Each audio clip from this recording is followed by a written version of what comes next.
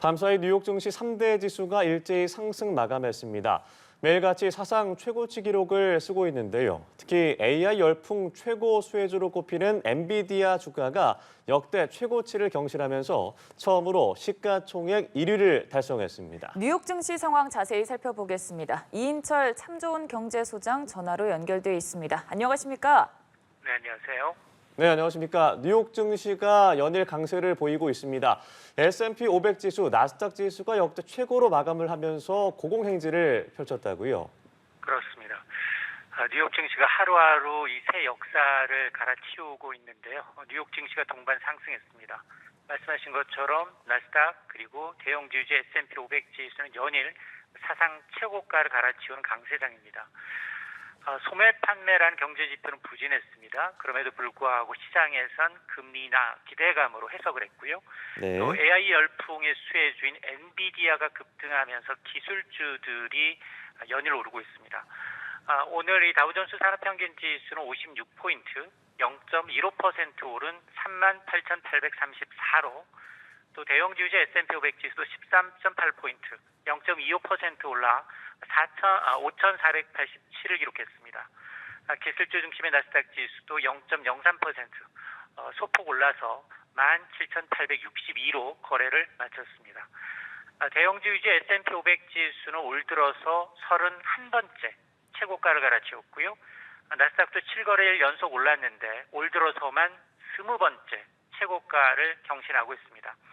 오늘 지수 상승의 1등 공신은 엔비디아인데요. 3.5% 오르면서 마이크로소프트를 제치고 시가총액 1위 자리를 꿰찼습니다. 이 영향으로 필라델피아 반도체 업종 지수는 1.35% 올랐고요. 엔비디아 이외에도 마이크론 테크놀로지 역시 8% 넘게 올라 사상 최고가를 기록을 했습니다. 다만 이제 오늘 뉴욕 증시 5개치는 국제유가였습니다. 이틀째 오름세를 이어가고 있는데요. 올 여름철 이 드라이빙 시즌 휴가철을 앞두고 원유 수요가 증가할 것이라는 기대감과 함께 지정학적 위험이 고조되고 있습니다. 이스라엘과 헤즈볼라 간 긴장이 고조되고 있고 우크라이나의 드론 공격으로 러시아의 정유 시설에 화재가 발생하면서 글로벌 공급 차질 우려가 커졌습니다. 뉴욕 상업거래소에서 7월 인더분 서부 텍사스산 중진류 가격은 하루 만에 1달러 24센트, 1.5%나 올랐는데요. 배럴당 81달러 57센트의 거래를 마쳤는데 이는 지난 4월 말 이후 한 달 반여 만에 가장 높습니다. 또 북해산 브렌트 8월 인도분 가격도 1달러 이상 올라서 배럴당 85달러 선을 넘어섰습니다. 네, 그리고 이 얘기 안 해볼 수 없을 것 같습니다. 엔비디아 시총 1위를 달성했는데 이 정도까지의 상승세 예상하셨습니까? 그렇습니다. 주가가 3% 올랐는데 엔비디아의 시가총액은 세계 3위에서 단숨에 1위로 올라섰습니다. 네.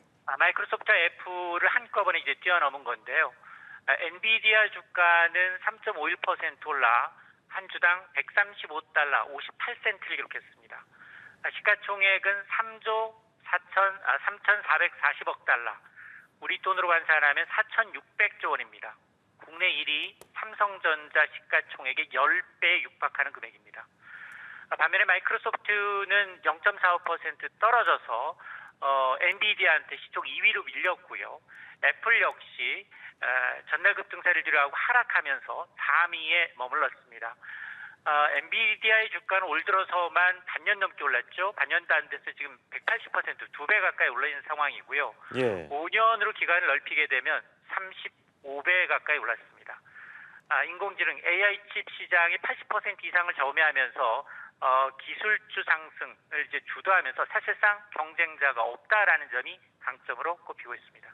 네, 월가 애널리스트들이 엔비디아의 주가 목표치를 상향 조정하면서 기대를 이어가고 있는데 좀 과열되지 않았냐 이런 시각도 있습니다. 어떻게 전망하시나요? 맞습니다. 지금 엔비디아가 6월 10일자로 액면 분할, 한 개의 주식을 10개로 액면 분할했는데 당시 주가가 121달러였는데요. 오늘 로젠블란티 증권이 목표 주가를 140에서 200달러까지 올렸습니다. 현재 주가보다도 50% 이상 추가 상승이 가능하다라는 건데요. 지금까지 나온 엔비디아 주가 전망 가운데 가장 높습니다. 인공지능 칩 이 칩 산업이 급속도로 확산이 되면서 산업 전반이 이제 지각 변동이 일어나고 있는데요. 이른바 엔비디아의 경쟁사들, 어드밴스 마이크로 디바이스, 인텔 등의 AI 칩을 선보이고 있지만 엔비디아의 기술력을 따라가지 못하고 있다라는 겁니다. 그러다 보니 전문가들 10명 가운데 9.5명 정도가 엔비디아의 주가에 대해서 장밋빛 전망을 내놓고 있는 게 사실입니다. 자, 그럼에도 불구하고 일부에서는 단기 과열을 우려하는 목소리도 만만치가 않은데요. 지금 엔비디아의 시가총액 순위를 보게 되면 지난해 6월 1조 달러 돌파한 이후에 8개월 만에 올해 2월 2조 달러 돌파했고요. 시총 3조 달러 돌파는 석 달도 걸리지 않았습니다. 네. 자, 이러다 보니 금융정보업체는 어플라이드 리서치사는 엔비디아의 밸류션이 과도하다, 너무 높다라는 겁니다. 성장성은 이제 기대가 되는 건 분명하지만 그럼에도 불구하고 이런 성장이 얼마나 오래 지속될 수 있을지, 이걸 주식 매수를 정당화할 수 있을지 여부에 대해서는 합리적인지 따져봐야 한다라는 얘기인데요. 물론 내년까지 엔비디아 칩을 사겠다는 고객사들은 줄 서 있습니다. 엔비디아는 SK 하이닉스에서 칩을 공급받아서 대만의 TSMC에서 완제품을 조립해 파는 템리스 기업입니다. 그런데 늘 불안한 게 한두 개 기업의 의존도가 심해지고 있다는 겁니다. 분기 영업이익률이 사상 최대죠. 1,000원어치 물건 만들어서 700원 이상 남는 장사하고 있습니다. 네. 기존 경쟁사들 인텔, 어드밴스 마이크로 디바이스, 삼성이 절치부심 신제품 출시를 앞두고 있습니다. 엔비디아의 매출이 꺾이는 순간 시그널이 나타난다면 상승폭이 컸던 만큼 조정의 폭도 커질 수 있습니다. 네, 이렇게 좀 엔비디아의 기세가 무서운 상황이면 대형 기술주들에 대한 전망도 덩달아 좀 좋아지는 상황일 것 같은데요. 맞습니다. 이 사실은 이 증권사, 투자사들은 뒷북치는 경우가 상당히 많습니다. 대형 기술주 목표 주가 줄줄이 올리고 있는데요. 루젠블레트 증권이 엔비디아 목표 주가를 종전 140에서 200달러까지 올렸는데 월스트리트에서 지금까지 나온 엔비디아 목표가 가운데 최고가였고요. 오늘은 전통적인 이제 이 중견 증권업체라고 할 수 있는 웰스파고도 엔비디아 목표 주가를 125달러에서 155달러까지 올렸습니다. 또 애플의 목표 주가도 상향 조정하고 있는데요. 애플은 9월 신제품 나올 예정인데 JP모건이 종전에 애플의 목표 주가 225달러에서 245달러로 상향 조정을 하고 있는데, 이 얘기는 무슨 얘기냐? 인공지능 열풍이 당분간 계속될 수밖에 없다. 그러면 수혜주인 빅3, 엔비디아, 마이크로소프트, 애플의 시가총액 경쟁이 한층 더 치열해질 것임을 예고하는 대목입니다. 예, 미국의 경제 지표 중에 소매 판매 둔화 흐름이 확인이 됐습니다. 이게 경기가 좀 안 좋아진다라는 건데 연준이 금리 인하를 할 수 있을 거란 기대감 때문에 시장에서는 긍정적으로 받아들였다고요. 맞습니다. 이게 주식이 오를 때는 부정적인 뉴스도 긍정적으로 해석을 합니다. 예. 미국 경제 3분의 2를 차지하고 있는 소비 지표가 부진하다라는 얘기는 미국 경제 전반에 대한 이제 경기 침체에 대한 우려가 남아 있다라는 얘기고, 향후 고금리가 지속이 되면 소비 부진이 더 이어질 수밖에 없다라는 얘기인데, 미국의 5월 소매 판매는 전월 대비 0.1% 소폭 증가에 그쳤습니다. 시장의 전망치 0.3% 증가를 크게 밑돌았죠. 자, 이러다 보니 투자자들은 오히려 미국 경제 지표 부진을 금리 인하 기대감을 키우면서 오늘 전반적으로 이제 지수 상승했는데, 다만 이외에도 이제 산업 생산 지표는 예상치를 웃돌면서 경제 지표는 사실 들쑥날쑥하고 있습니다. 네.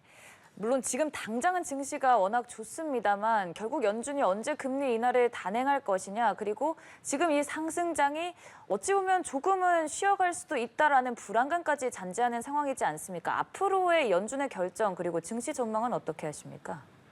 그렇습니다. 이제 소비 지표 부진에 달러화가 약세로 돌아섰고요. 국채 금리가 떨어지고 있습니다. 이러다 보니 금리 인하 기대감은 점점 커지고 있는데, 앞서 이달 FOMC 점도표에서는 19명의 연준위원들이 연내 한 차례 금리 인하에 그칠 것입니다라고 전망을 하고 있는데요. 네. 그러나 경제 지표가 이렇게 부진하자 연내 두 차례 금리 인하 가능성을 반영하고 있습니다.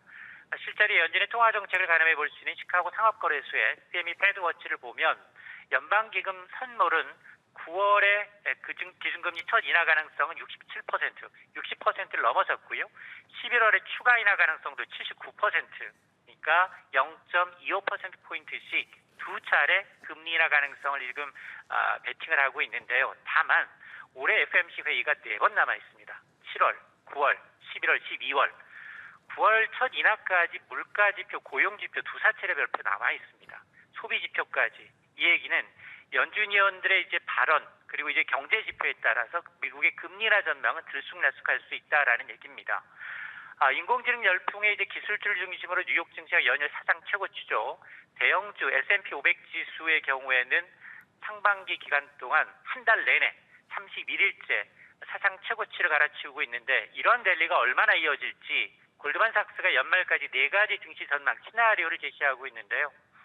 우선 추격 상승, 엔비디아 같은 AI 주도주들이 먼저 많이 올랐습니다.